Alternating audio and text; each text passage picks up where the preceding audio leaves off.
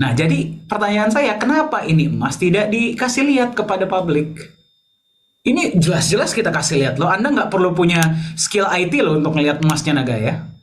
Nah, terus satu lagi, kita masuk lagi ke transparansi data, kita masuk ke profit and loss report.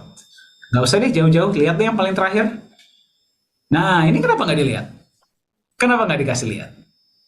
Ya, ini semua dananya jelas loh.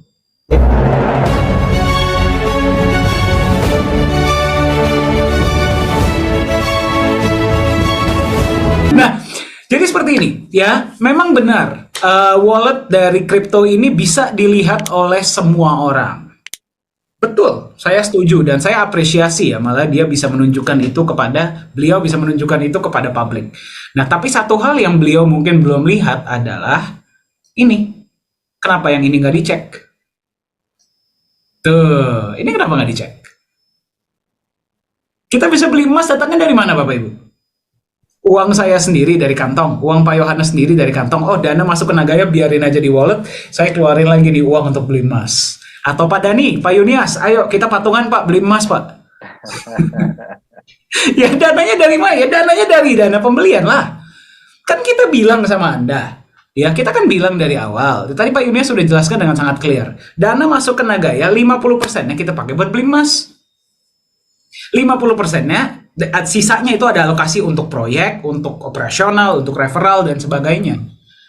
Ya, justru kalau misalkan bisa ada emas di sini, Anda bisa terima profit sharing dari proyek, dana masih ada di USDT, Anda harus bertanya, loh Pak, terus Bapak jalankan proyek pakai duit siapa? Betul nggak? Terus profit sharingnya dari mana? Terus profit sharingnya dari mana? Ya, justru kalau perusahaan ada dana mengendap, justru itulah pertanyaan besar. Dana mengendap, Anda harus paham ya, dana mengendap yang masuk bukan cuma ke sebuah perusahaan, tapi juga ke sebuah perbankan. Dana mengendap itu dihitung sebagai sebuah liabilitas, bukan aset. Kenapa? Gara-gara dia tergerus inflasi, dia kena potongan biaya, segala macam. Dana itu harus cepat-cepat kita keluarkan agar bisa kita putarkan. Nah, kalau di Naga ya kan alokasinya jelas.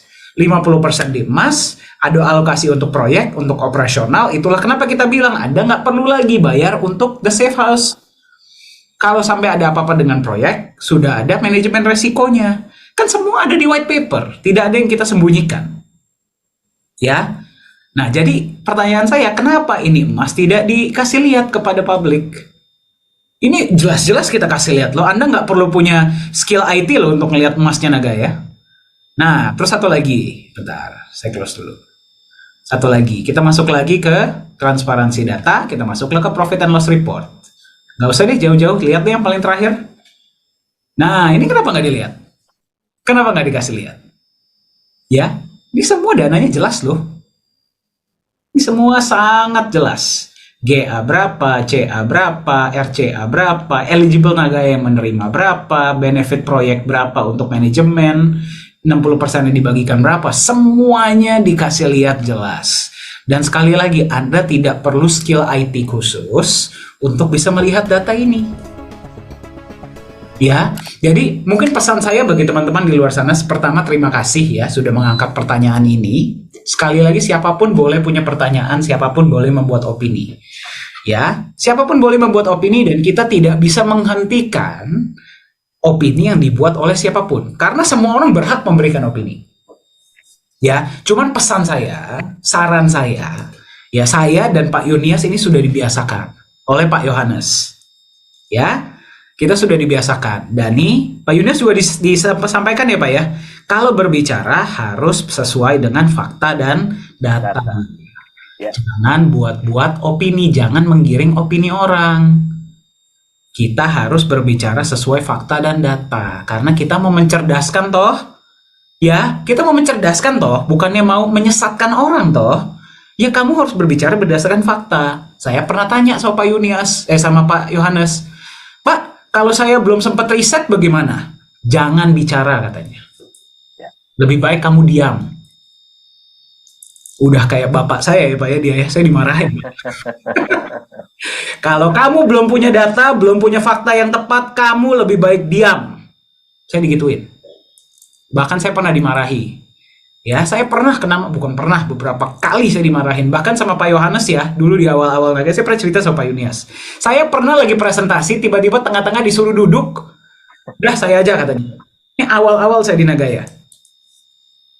Ya, kenapa? Gara-gara informasi saya tidak sesuai dengan fakta dan data yang ada. Ya, jadi sekali lagi Bapak Ibu sekalian, di luar sana siapapun boleh membuat opini. Kita tidak bisa hentikan. Ya, saya pun punya opini pribadi terhadap berbagai hal. Ya, tapi kalau saya menggunakan seragam Nagaya dan saya berbicara tentang Nagaya, kalau Anda duduk di sesi dengan manajemen Nagaya, saya punya tanggung jawab untuk berbicara sesuai dengan fakta dan data. Dan Pak Yunias juga sama. Ya, jadi saran saya, kalau bisa next time lakukanlah dulu riset yang baik. Ya, karena kita punya tanggung jawab, terutama kalau kita dipandang. Kita punya tanggung jawab karena kita didengar, kita harus berikan informasi yang tepat. Dan di Nagaya bukan informasi tidak tersedia loh ya. Ya, sesi ini saya dan Pak Yunias ini lagi live loh. Ya Pak ya, betul ya? Iya, betul. Bukan robot ini. Bukan robot loh. Rekaman. Ya, coba kalau Anda nggak percaya, Anda kirim saya pesan, saya bisa lihat pesannya sekarang langsung. Nih ada Pak Joriwi barusan, Nagaya is the best tulisannya. Ya, ya ada Pak La Armin, luar biasa dengan paparan transparansi Nagaya. Betul, berarti kan ini pesan baru masuk. Ini sesi live dan kita bawakan untuk Anda berdasarkan fakta dan data yang ada. Ya, semoga menjawab ya. Jadi sekali lagi mungkin saya rangkum, kita tidak mencoba meyakinkan siapapun. Ya, kita tidak mau meyakinkan siapapun. Tugas saya dan Pak Yunias adalah berikan informasi yang pas, yang sesuai dengan fakta. Silahkan Anda tentukan sendiri mau beli berapa. Semoga menjawab.